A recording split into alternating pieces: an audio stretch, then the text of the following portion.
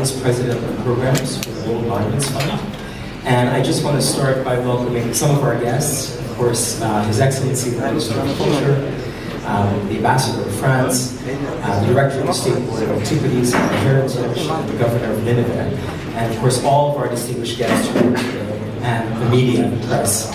We really want to thank you for taking the time to be here with us and talk a little bit about the rehabilitation of the Moصel Cultural Museum. I want to turn and introduce my esteemed colleagues sitting on a panel with me. Of course, you all know Zaid Aziz Abdullah, the director of the Moصel Cultural Museum. Next to him, we have Ariane Thomas, who is the director of the Department of Oriental Antiquities of the Louvre Museum in France. Richard Curran is the Smithsonian Distinguished Scholar and Ambassador at Large.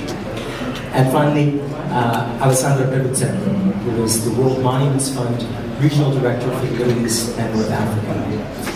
And before I turn to everybody here on stage for the conversation, I just wanted to take the opportunity to say a few words about this far-reaching partnership, collaboration between all of us and what this project is. And really, the vision of the project has had three main components. One, first and foremost, is contributing to the recovery of the city of Mosul through the rehabilitation of the museum. The second piece, of course, is the restoration of the actual building, all of the materials and objects within it, and also returning the building to its function as a museum and really a center of culture for the city. And the final component is adapting the museum to the new needs and expectations of the community. And this means ensuring the museum is accessible, that there are new narratives that are part of the story that's told, and of course making the building and its operations more sustainable. I just want to remind everyone we will have a period of time for questions and answers. So please hold your questions, remember them, don't forget them, and we'll open the floor after we have a bit of discussion here. So I'm going to start with you, Zaid, and just ask you to tell us a little bit about what the museum means for Muslims today and why it's still relevant.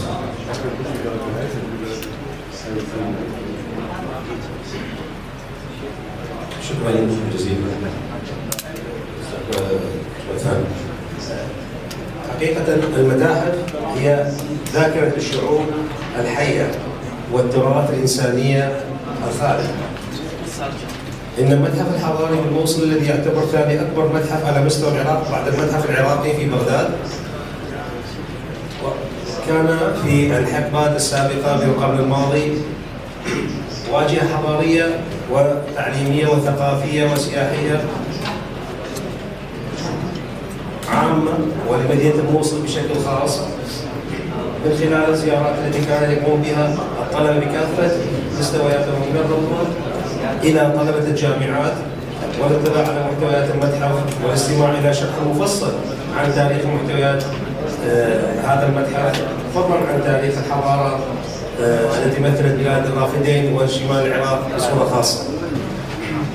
تكمن أهمية المشروع بكونه يعيد الحياة إلى ثاني أهم متحف في العراق الذي يعود تاريخ إنشاؤه إلى عام 1952 وتختصر معروضاته تاريخ بلاد الرافدين من عصور ما قبل التاريخ وعصور مدينة الحضر الأثرية جنوب مدينة الموصل والقاعة الآشورية ثم الإسلامية، فضلا عن عمارته الحديثة التي ترتبط بتراث مدينة الموصل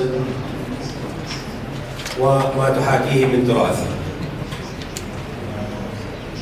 هذه أهمية متحف الموصل وما نود أن نعيد الحياة له من أجل أن يكون مركز فكري ومصدر إشعاع لنقل كل ما احتوته أرض محافظة نينوى ومدينة الموصل الحدباء. Thank you, Zaid. And I think this important concept of the building the museum as really a center of the city, and also something that can really bring back life to the city, is something that brought all of us together as partners in this project and what really drives the project. And so now, Alessandra, I want to turn to you to talk to us about the building, about Mohammed Makia's creation, and also will remind us of his role in all of that. As you know, the building was built by Mohammed Makia, which is one of the most prominent modernist architect of Iraq and in the region. And for this reason, World Monuments Fund and the State Board of Antiquities expert of the Ministry of the Mosul Cultural Museum wanted to enhance the legacy of Mohammed Makia. And this was done in the design project, in the restoration project, the preparation of the restoration project. And we wanted really to enhance the original construction of the building, the original architecture and the character of the building. And this one will be done with the reopening of the facade, of the entrance, and of the two terraces on the mezzanine, on the first floor of the building. But this one will be done also while integrating and updating the museum to modern standards and integrating elements that are necessities and needs for a modern museum. And these one are accessibility or access for inclusivity and sustainability. And also in the discussion, it has been stressed by the local community, by the stakeholders, and by the same State Board of Antiquities, the importance of maintaining the memory of the museum, of what happened in the recent history of the museum, also in the restoration of the architecture. And this work want to be also for the State Board of Antiquities a model for the restoration of a modernist building for Iraq and also for the Middle East. Thank you, Alessandra. And of course, a museum wouldn't be a museum without its collection. And so I want to turn to you, Ariane, to tell us a little bit about the work that the Louvre has been doing with the museum staff and the State Board of Antiquities and Heritage for the conservation of the damaged artifacts.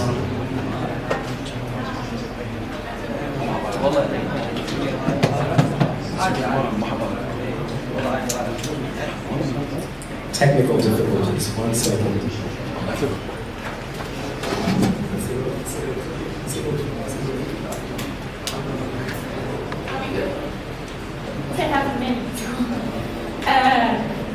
To sum up quite briefly, at the request of the Iraqi and with the essential support of Paris, the Louvre was very honored to bring as much as it could to the project, because we knew that the museum was facing a dramatic situation that was quite unique, as you recall. And being a museum out of solidarity, we knew what it was. We know that destroying takes one day sometimes, but then it can take forever, and it needs a lot of help. So we were honored and happy to bring as much as we could together. We did an assessment, we did an action plan to the reopening, and we focused mainly, because it was really an Iraqi-French work, on the restoration of the heavily damaged artifacts that were intentionally destroyed within the museum. As you will see, there was an explosion and many other ways to destroy it. So we found spread all over the museum of fragments of each size, and so the proposal started with Hussein and his great team. And I must insist that this is quite a great achievement, that now they are going back to life, going back to shape, showing that we can make it actually, even though it's very hard. They will be ready for the opening by 2026, and it was of course highly symbolical, as I just said, but also you will see in a minute when you do the tour of the exhibition and the museum that it was technically blocking. So that was also the first thing to do, so that everything else could be done. Since there's so much talk about collaboration, and as you can see, this is really a groundbreaking project about collaboration. I just want to come back to you, Zay, for 2 seconds for you to say something very quickly about that partnership with the Louvre. نعم. حقيقة مبدأ التعاون بدأ منذ عام 2018 عندما أقدمت مؤسسة الأليف على مبادرتها الالتزام بإعادة تأهيل مبنى متحف الموصل الحضاري، وكان لديهم شركاء من قبل متحف اللوفر ومنظمة سميثسونيان، وفي النهاية دخول الورد مانوال فند صندوق النصب العالمي لإعادة تأهيل البناء. تم التعاون والتعامل مع متحف اللوفر حول إمكانية إنشاء فريق مدرب تقنيا ومتلقي كافة المعلومات والتكنولوجيا الحديثة في علم الصيانة القطع الأثرية المدمرة والمحطمة، وهذا ما قمنا به.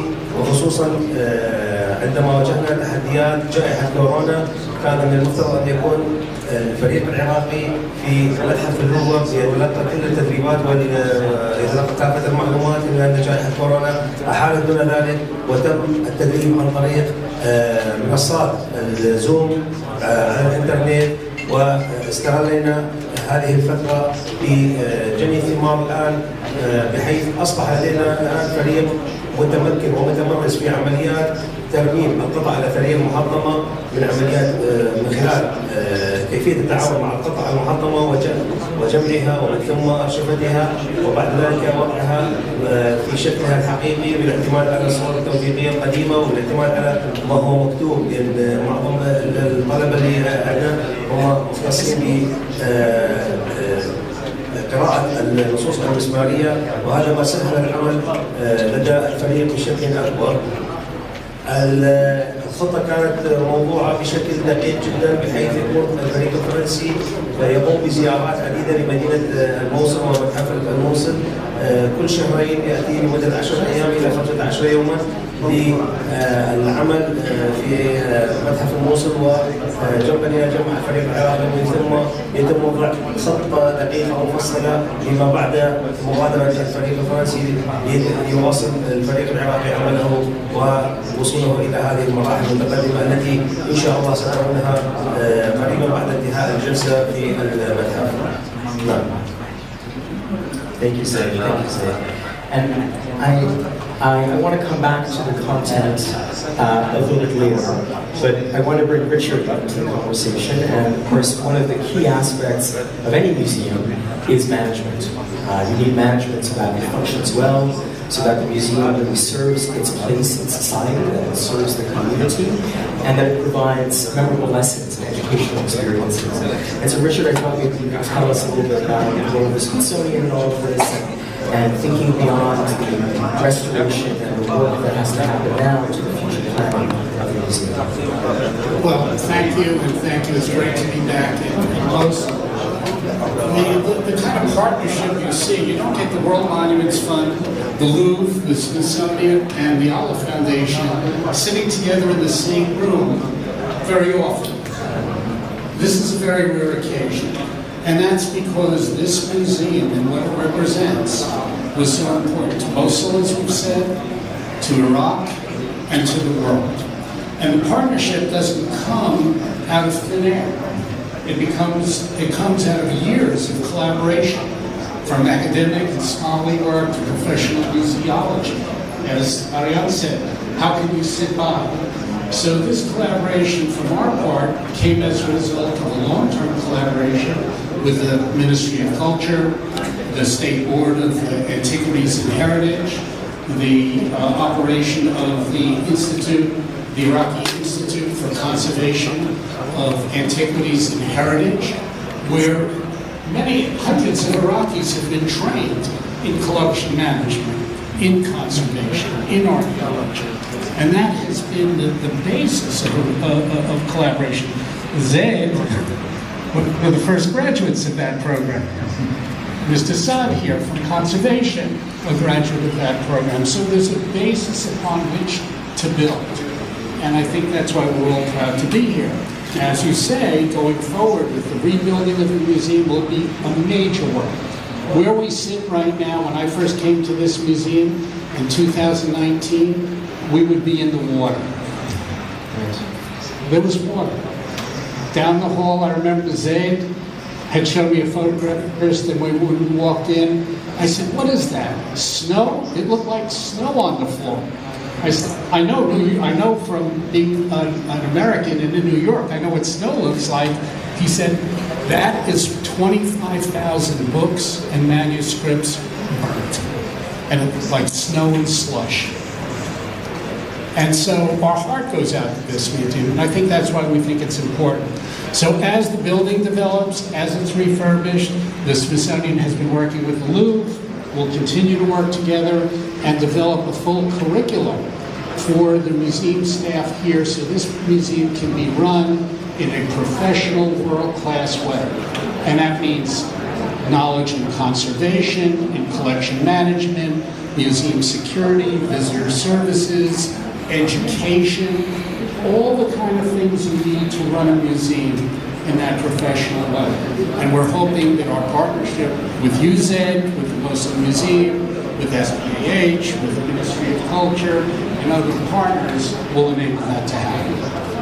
Thank you. Great. Thank you, Richard.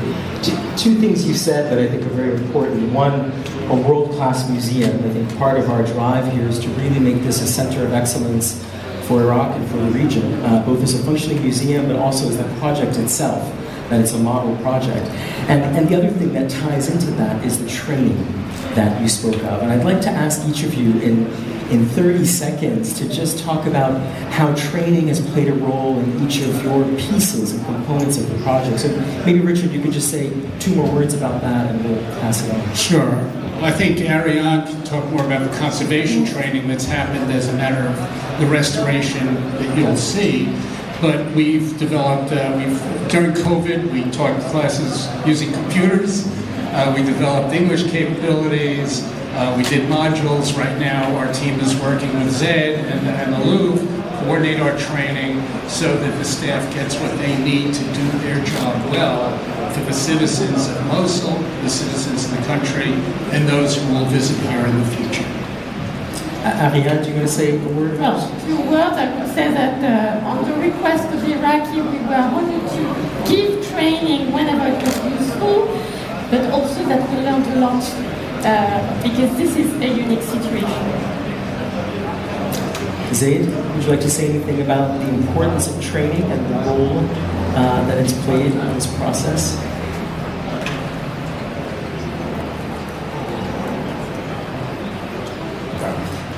لقد كان للتدريب اللي تلقاه الفريق العراقي أهمية كبيرة، إذ يعتبر اللبنة الأساسية للانطلاق بإعادة تجميع وترميم القطعة الأثرية المهمة التي تمثلت بقاعدة العرش الخاصة بالملك آشور ناصر الثاني وأسد نمرود الذي عثر عليه في معبد عشتار من مدينة نمرود الأثرية أيضا، والمسلة الصفراء أو يسمى مسلة الوليمة. هذه الثلاثة قطع المهمة كانت بداية وانطلاق الفريق لأعمال إعادة الترميم والتأهيل. فلولا هذا التدريب لما كانت هذه الإمكانات والمهارات أن تتطور وأن يصبح لدى الفريق النظرة الشمولية الواسعة لكيفية التعامل مع القطع الأثرية سواء كانت محطمة أم غير محطمة. الفكرة هي أهمية الحفاظ على هذه القطعة سواء كانت موجودة في المتحف أو مدمرة وسيتم إعادة الحياة لها. هذا في وجهة نظري.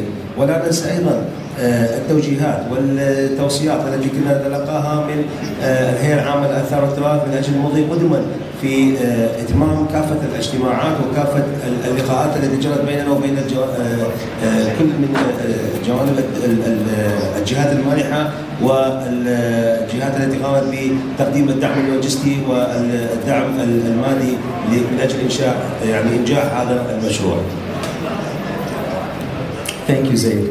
And Alessandra, maybe a few words about the role of training and exchange. Yes. Well, World Monuments Fund is in a different position in the sense we didn't organize formal training as the Louvre or the Smithsonian did, but the collaboration process that has been put in place has strengthened for preparing the design and of the restoration project, permitted to create capacity, to strengthen the capacity of our expert, of the expert of the State Board of Antiquities, the architect, the engineers, and this one will continue also in the next phases during the implementation process, while then, so that they will work side by side with us. We will continue to collaborate, and this collaboration really is the word for this project, from the partners to the donor to the local authorities, and later also with the municipalities and the local authority of Mosul. Because in the future, in the year and the following years of the implementation of the project, we would like also to extend our presence and our words to the students of the universities, to the young generation of architects, through lessons, through lectures in the universities, through visit on site, and we plan to do this in the University of Mosul, in another university of Iraq, can be Baghdad, but also without forgetting also the Kurdistan region, and going to the University of Salahuddin in Erbil, and in the University of Dohuk. Thank you, Alessandra. I wanted to come back just for 30 seconds, maybe 1 minute, on the content of the museum. And so I wanted to ask actually both Zaid and Ariane to talk a little bit about, we heard Zaid say earlier that the original, kind of the original hall. أول منصة العرش الملك عاشور السلطان الثاني بأهميتها ولعدم وجود النقوش اللي تحتويها، كونها قطعة واضحة المعالم وعليها كتابات، فكانت الفكرة اتخاذ القرار هو لتسهيل أعمال التجميع القطع الأثرية على الفريق، كونها الخطوة الأولى أو التجربة الأولى لديهم، ومن ثم اختيار أسد نمرود كونه القطعة أيضا يعني بعد النسخة الثانية منها أو لأهميتها، النسخة الثانية من هذا الأسد موجودة في المتحف البريطاني في إحدى قاعات الآثار العراقية. هذا الأمر خلانا يعني ولد عنا فكرة التحدي ومضي بدر في تجميع هذه القطعة المهمة وإعادة الحياة لها وثم عرضها مرة ثانية في أنقطة وقاعات المتحف الحضاري. أما بالنسبة لمسائل الصفراء فهي المسألة تحكي لنا قصة افتتاح القصر والملك الذي أقامها الملك والأشخاص اللي دعاهم وأيضا أصناف الأكل والأعمال التي قام بها. هذه الثلاث قطع المهمة جعلتنا ناخذ قرار والآخر في البدء بعمليات التنمية، ولا زال العمل مستمر إن شاء الله، وبجهود الجميع ودعم الجميع سنتمكن من إتمام عملنا إن شاء الله. And Ariane, did you say a few words about it?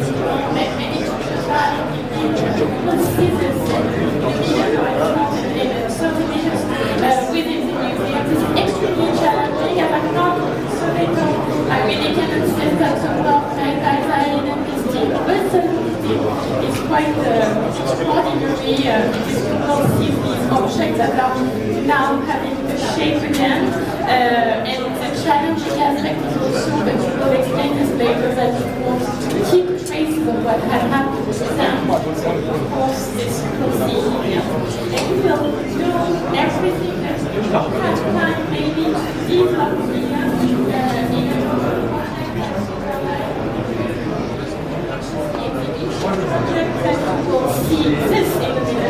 an exhibition that is now inside really cool, telling you more about the museum, its history, its connections, what's happening, what happened, what we hope will happen until 2026 when it's ready.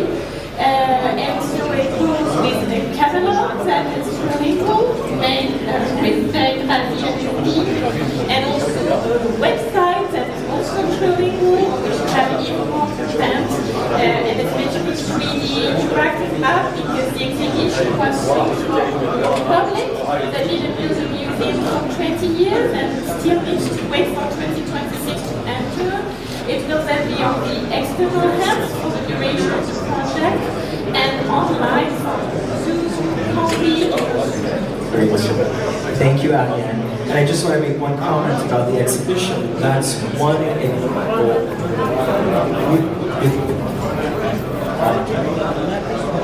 The community engagement opportunities and events that will be running throughout the project. So already, even though the museum still needs a lot of work, as we see and know, we're trying to bring it back into the life of the community and by having these sorts of events and community engagement opportunities.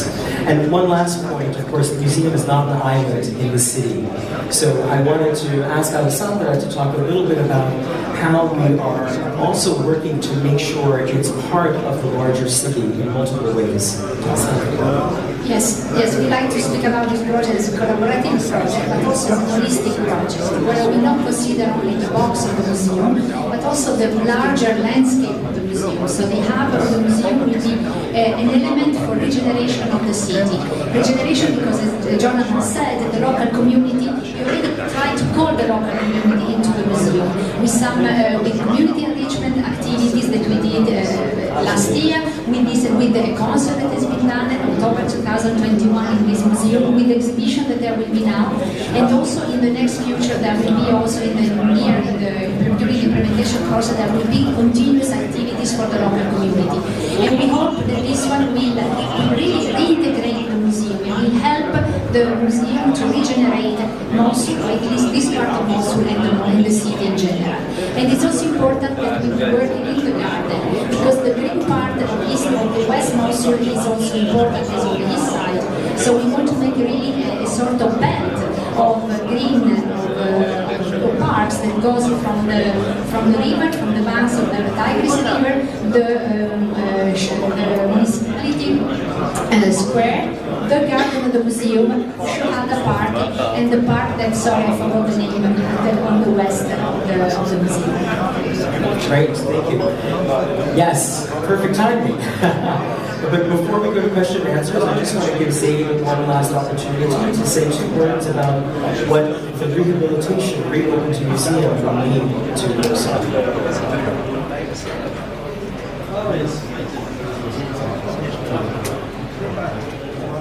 هذا المشروع وافتتاح الرسمي ليتمكن الجميع من زيارته من اطفال واشبال الروضه والتمهيدي الى طلبه الدراسات والكليات، بالاضافه الى المهتمين والباحثين.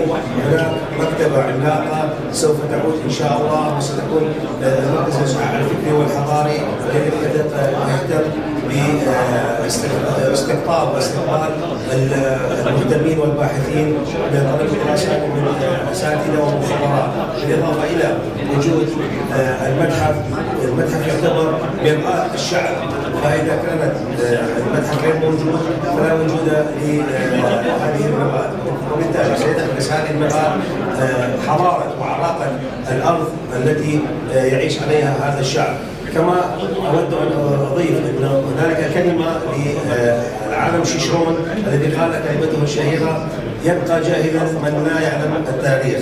قال هذه الكلمة في القرن الأول الميلادي في تلك الفترات، ونحن الآن في القرن 21 ووصلنا إلى مراحل متقدمة من التكنولوجيا والمعرفة، واصبحت هذه الاثار وهذا الارث الحضاري من النقاط المهمه التي تبرز اهميه الحضاره والفكر العراقي الخاص بانبثاق الحضارات ووضع التاريخ وكتابه التاريخ التي انطلقت على هذه الارض لاكثر من عده الاف من السنين، وهذا ما سيوضحه المتحف بكل تاكيد.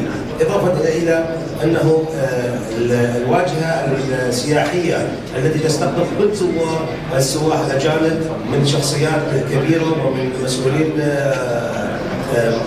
رفيعي المستوى في في كل محافظة يأتون إليها يسألون عن المتحف. ضرورة وجود المتحف في المدينة هو الأيقونة الخاصة بإبراز كل معالم أطياف الشعب الموصلي المحلي، وأن هذه المدينة مدينة معطاء. كل ما تتعرض إلى عمليات التدمير وإلى عمليات محو خارطتها وحضارتها، ينبثق أناس خيرين يقومون بإعادة تكوين هذه الحضارة وإعادة الحياة لها. هذا كلمتي وهناك الكثير إن شاء الله. شكرا. Thank you, Zaid. Thank you. So I'd now like to open it up to questions. We have some microphones that are running around, so please raise your hand and ask us anything you'd like. I know we also have a back room, and I think there's going to be some microphones back there, so please make yourself known.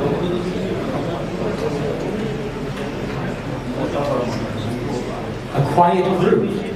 We have a lot of press here. I'm sure there must be some questions.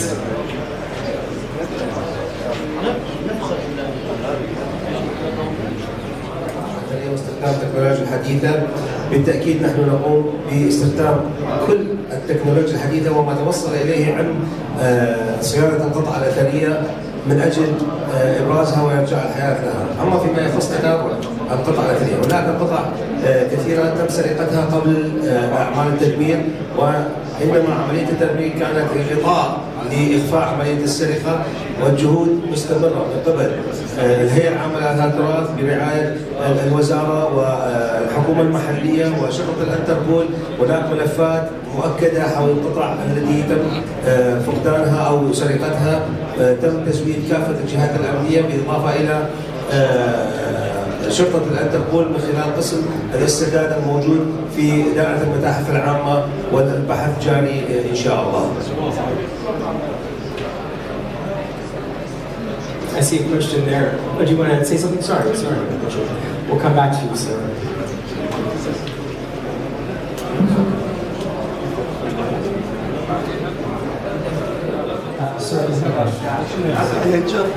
Thank you for the presentation.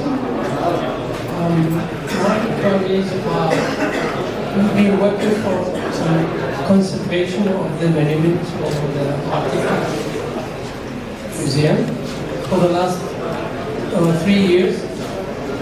Now, what is your plan, since all the donors are here, the World donors, Smithsonian are having here, so what's your plan for the next 2 years?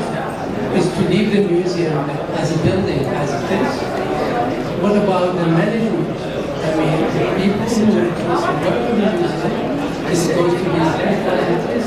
Is just looking for the artifact, or is there any plan in the near future and the future? Thank you. Sure, I'll say a few words and I'll pass it along, maybe. Just to say, the key part of the partnership is that each of the organizations work very closely with Zaid and the SBH have a component. And so, for instance, the World Monuments Fund is focused on the restoration of the building. Physical work will begin soon, probably at the beginning of next year. Of course, the Louvre has been working for a long time on the artifacts. Again, closely with the artists and training. And the Smithsonian has been involved in training and managing these. But please, my colleagues, if they want to add to that, please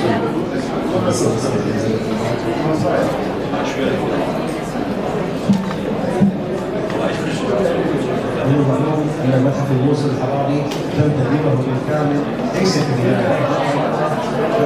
للهويه الاشوريه، لكن المشروع مشروع متكامل مدروس. تم اعداد تقارير خاصه عن هذا المشروع بمده ما تقارب سنه ونصف الى سنتين، بالاضافه الى اعاده التصميم الاساسي اللي كان عليه من خلال إعادة التصاميم بالسابق المعمار الكبير والحالة الملكية. الجهات المشاركة هي جهات متخصصة في صيانة